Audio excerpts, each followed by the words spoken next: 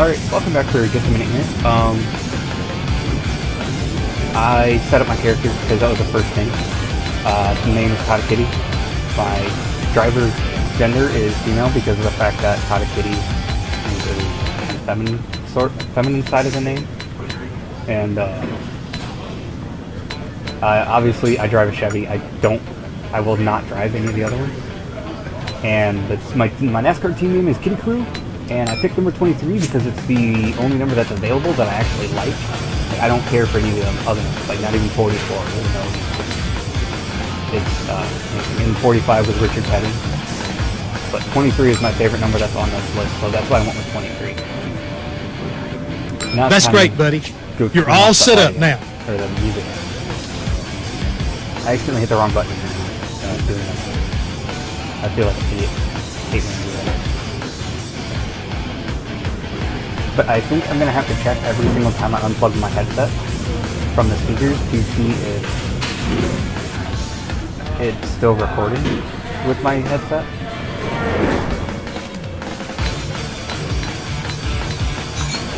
Here in the op.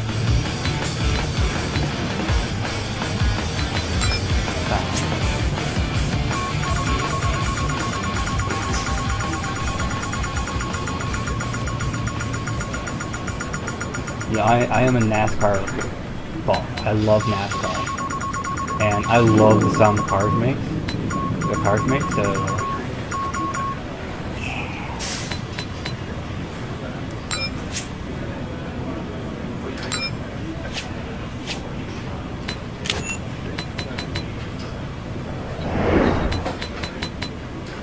my car actually looks pretty nice right now. Let's do career. Hey, buddy. You ready to start your journey towards becoming a champion? Begin career. Cool. Sounds like fun to me.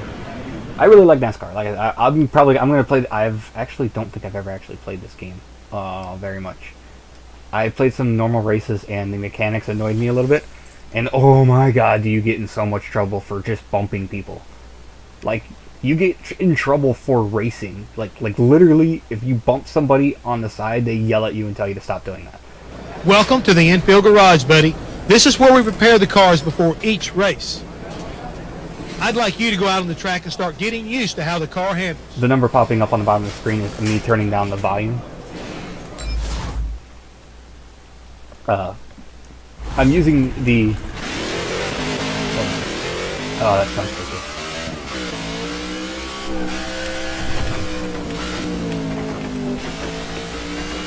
Now I was kind of how this car handles it.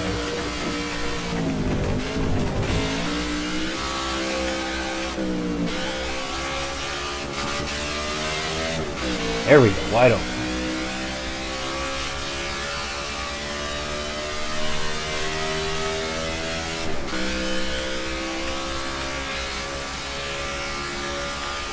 Pulling to the left.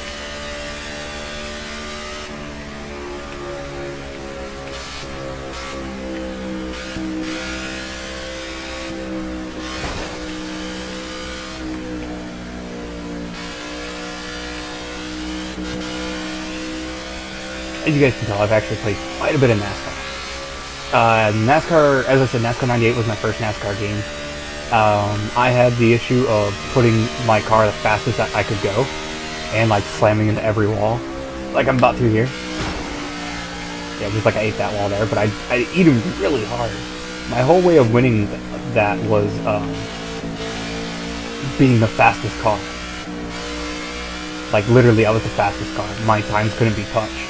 And in every track except the road courses. Let off the gas as you head into the corners, and go back onto the power as you reach the center of the corner. Yeah. I know how to play NASCAR, guys. Too early.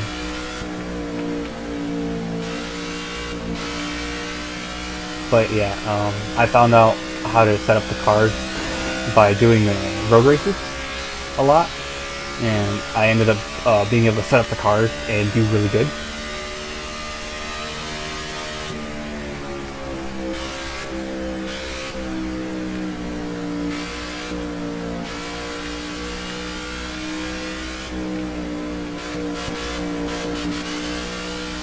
So I learned how to set the car in that game. But in the newer games, I haven't really figured out how to set them up. NASCAR 2002, I actually made it through the first difficulty level of the career, and I stopped after I won 7 championships because I won them consecutively. Like the first year I didn't win, the second year I won, the third year I barely lost, and then I won 7 consecutive championships. So I decided to go on a harder level, and then I moved on to Texas before I could complete it.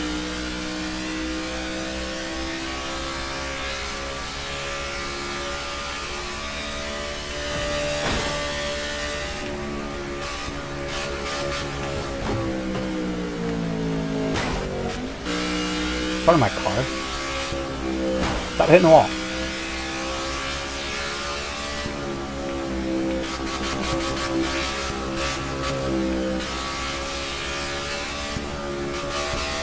Okay, in 2002 it got to the point where like I literally just beat the entire track. Every single track I just could not be touched on because my car was upgraded that much. But the mechanics of the game were actually really good.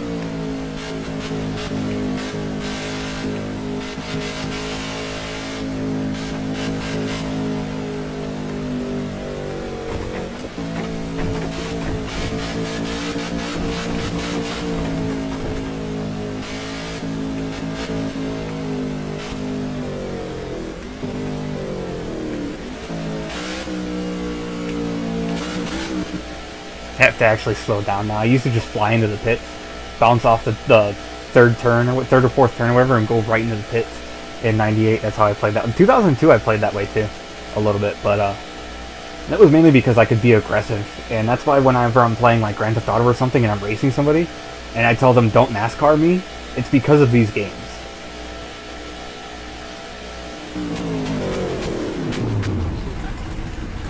So I know how to play and how to drive to avoid being beaten by other people. And it's actually one of the things that I'm best at.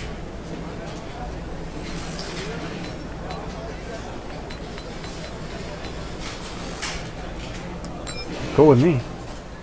Which driver had the best career finish rating between 2005 and 2011? Jimmy Johnson.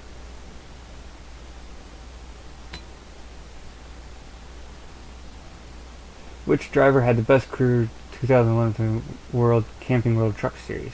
Kyle Busch.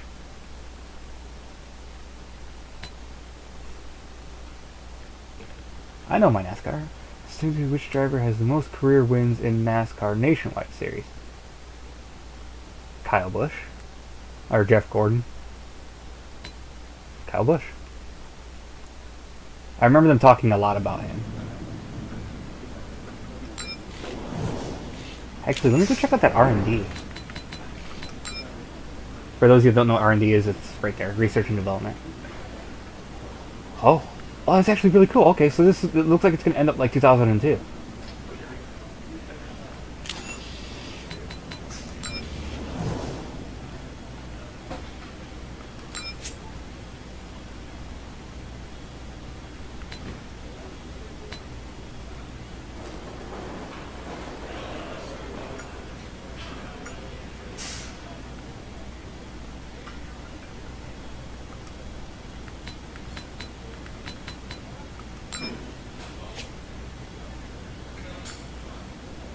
Okay. I hope you guys don't find this too boring. I've never played this side of this game. So this is going to be kind of fun. I'm hoping that I'm not going to get in a bunch of trouble for the bumping and stuff, because on the small tracks, like the regular ovals, oh my god, is there a ton of bumping. Like, it's impossible to avoid it. And in 08 for the PS3, I got black flagged all the time.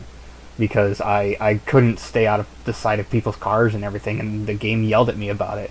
And even if I did really, really clean races, like, I would get in so much trouble because of bumping into a guy once.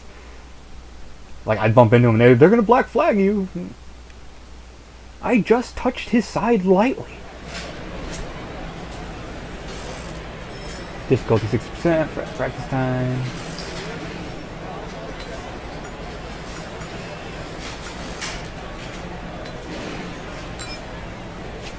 Put damage on full.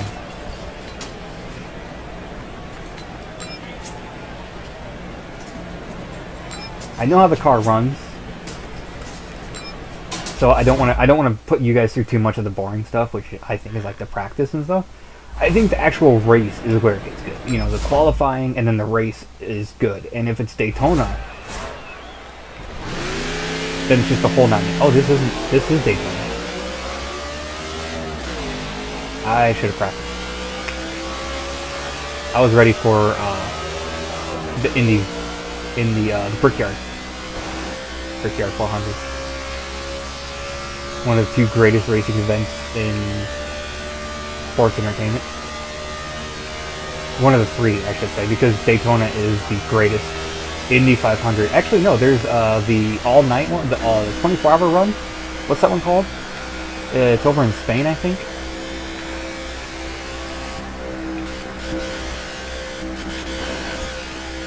Yeah, that one's also really cool. They drive Formula cars and they run for 24 hours.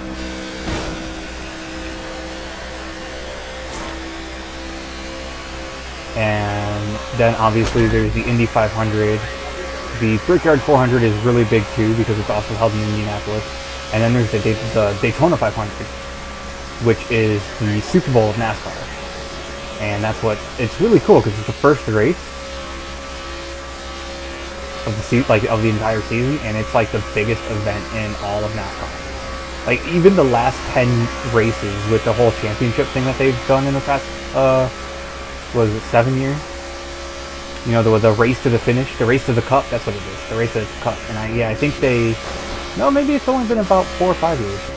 I think that came out in 2010, and the Car of Tomorrow came out in 2011. I want to say. I may be totally wrong. No, the Car of Tomorrow had to have come out in 2009. Ow, ow, ow, off the wall. So I'm 32nd? Okay.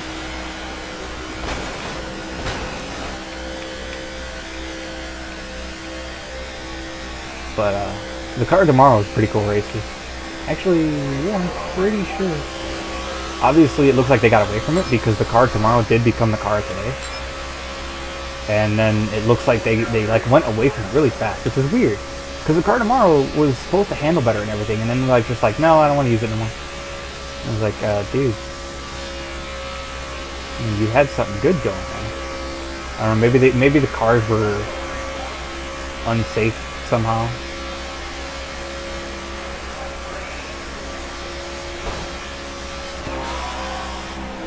I'm not sure. 30 seconds, that's not bad.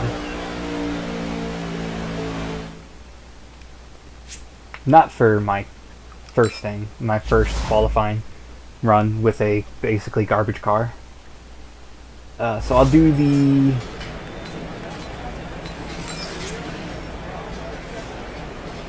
Daytona Duel, and then that'll be the end of this episode, and I'll probably record the 500 all in one episode. And I hope you guys enjoy this, because this is a lot of fun for me. These games, they're simple, and you know, they're just kind of nostalgia for me. My first game, a lot of you may not know, was Sonic the Hedgehog 2 and Mortal Kombat and Bejeweled on the Sega Genesis. And then as soon as we got a PlayStation 1, my dad got NASCAR 98, and that became one of the first games. Like I said, it was my first racing game, besides Twisted Metal, Test Drive 5, and Test Drive Off-Road, and Extreme 4x4. Those were so fun. Test Drive Off-Road and Extreme 4x4 were awesome. Especially Extreme 4x4. Because, like, it was so terrible graphics. And when you smashed into people, like it looked like huge chunks of their cars were flying off. And you could do just about whatever you wanted. It was really awesome. I loved that game. But I also played a lot of Driver back then, too. I mean, I wasn't really good at it. But now, I could probably go back and play it and beat it.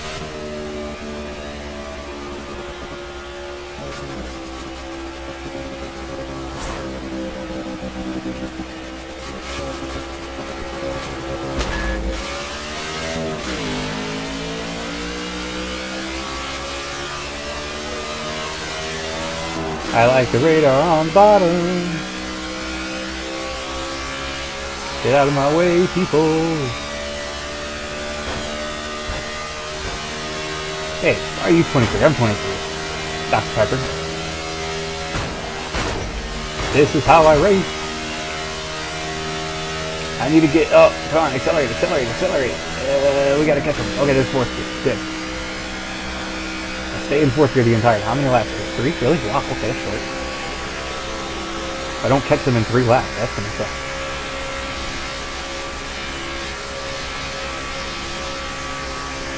Because if I can catch them and beat them, I can put myself in second place. If I do good enough. I can put myself in second place for the Daytona 500. Because the duels is all about advancing your qualifying position. So if you had a bad qualifying run, you can use the duels to start up farther in the pack. And I've almost won every single duel I've ever competed in.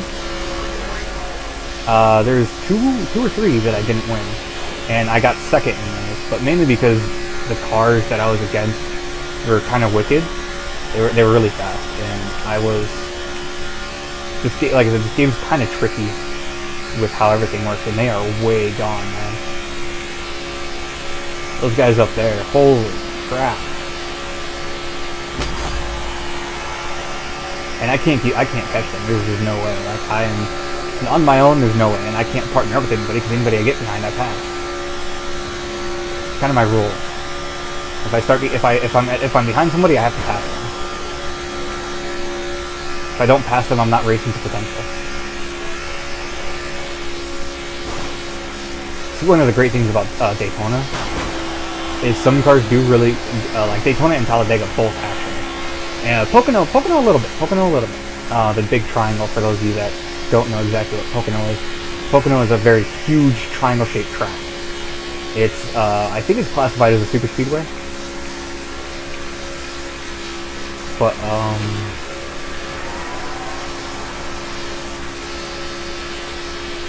yeah, with races like these, sometimes you can get a car that will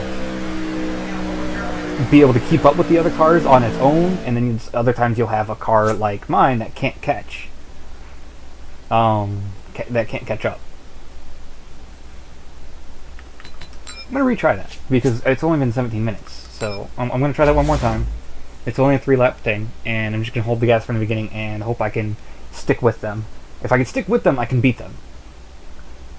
But yeah, there's a lot of times when you have the car that can catch the other cars on its own. Most of the time, however, you have to have a buddy drafting with you. And what happens is, as you draft behind him, you go faster. And then the closer you get to him, the more air you take off, the more drag you take away from his car, and it puts it behind both of you. And you guys, it's kind of like a bullet train. And you go a lot faster because it's more streamlined. I don't really understand why it's like that, but that's how it works. You draft somebody, you get behind them, and you get in their turbulence. But if you manage to get your front end in just the right spot, well, no matter what, once you get into their turbulence, it's easy for you because the air's not working fully against you. The air's kind of blowing in every direction. And if you can get right behind them like I am with this car, you guys can go so fast.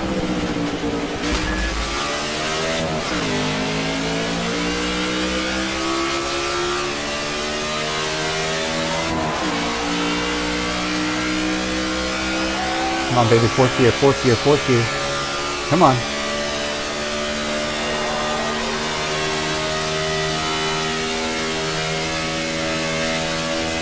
Come on. There you are. And the guy that's in the back usually ends up pushing the guy in the front a little bit. Come on, baby. We got this.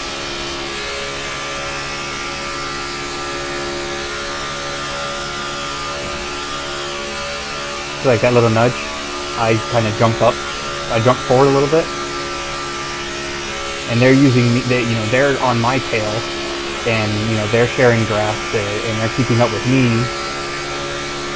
Oh, that was another thing that was really good about 2002 was the shared draft and intimidate. Oh man, I love pushing people. Or was that? Oh wait, I think '08 had it. Yeah, but there were some cars. In NASCAR 98, it was actually really easy to top over 200 miles an hour on Daytona and Talladega. NASCAR '02 was actually pretty easy for that too.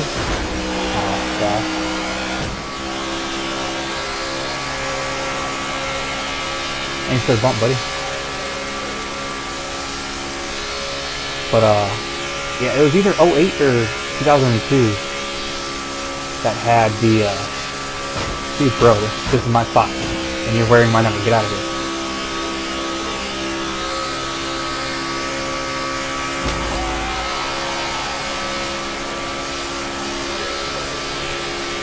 Yeah, I'm not gonna touch them. They're too fast for me. I'm probably gonna not do super great in the race then. Probably finish in the maybe top 20 if I'm lucky. Probably not though. I'm probably gonna finish top 30 at best.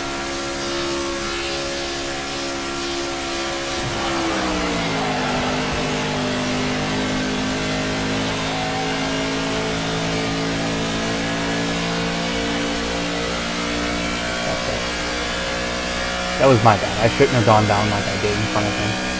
I knew I wasn't going to make it, and I tried doing it anyway. Because I wanted that free pass. I wanted that, oh well. But yeah, I wanted that boost from him getting behind me and nudging me, but I didn't get it. Instead, I got spun. Yeah, so my aggression took me out of that one, but that's okay. I'll get better as the races go on, and it gets later and later in the season. In which year was the fuel bladder introduced in NASCAR? Oh, okay. As of someone who has the most career wins Camping World Truck, Ron Hamaday? It's probably wrong. Oh, I was right. Cool.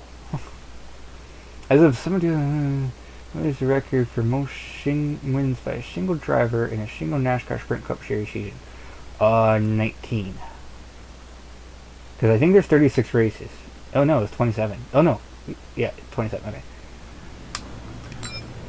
Alright guys, that's going to end it. We are going to come back with the actual race. As always, I hope you guys enjoyed. If you did, please leave a like down below and subscribe for more awesome content. If you didn't, and you really hate NASCAR and you're just going to be a jerk, please keep your comments and your dislikes to yourself. We don't need that kind of negativity in the world, and it would just make the world a better place if, you know, people weren't rude to other people. But as always, thank you guys for watching, and hope to see you all in the next episode.